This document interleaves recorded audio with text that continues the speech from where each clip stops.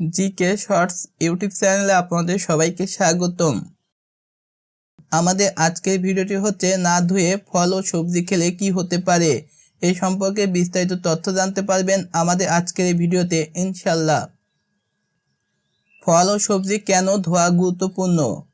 ক্ষেত থেকে বাজার পর্যন্ত অনেক হাত ঘুরে আসে, ধুলাবালি ও ময়লা লেগে থাকে, জীবাণু ও ব্যাকটেরিয়া থাকতে পারে, কীটনাশকের অবশিষ্ট অংশ থাকতে পারে, পরজীবীর ডিম লেগে থাকতে পারে।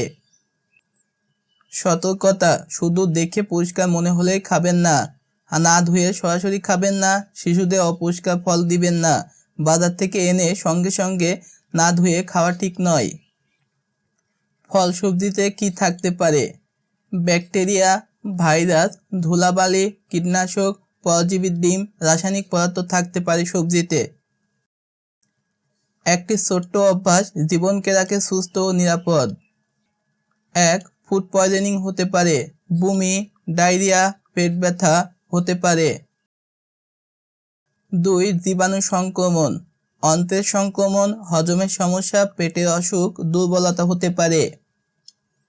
3. কীটনাশকের ক্ষতি, রাসায়নিক শরীরে প্রবেশ করে, লিভারের উপর চাপ তৈরি করে, কিডনির উপর চাপ তৈরি করে, দীর্ঘমেয়াদী স্বাস্থ্য ঝুঁকি তৈরি করতে পারে।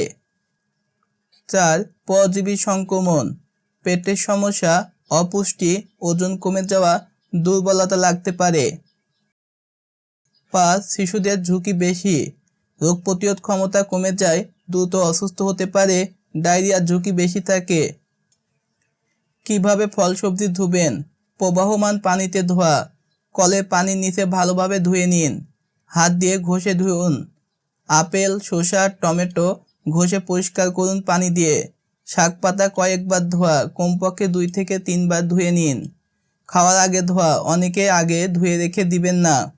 পরিষ্কার পাত্রে রাখুন, ধোয়ার পর পরিষ্কার পাত্রে রাখুন এবং সংরক্ষণ করুন।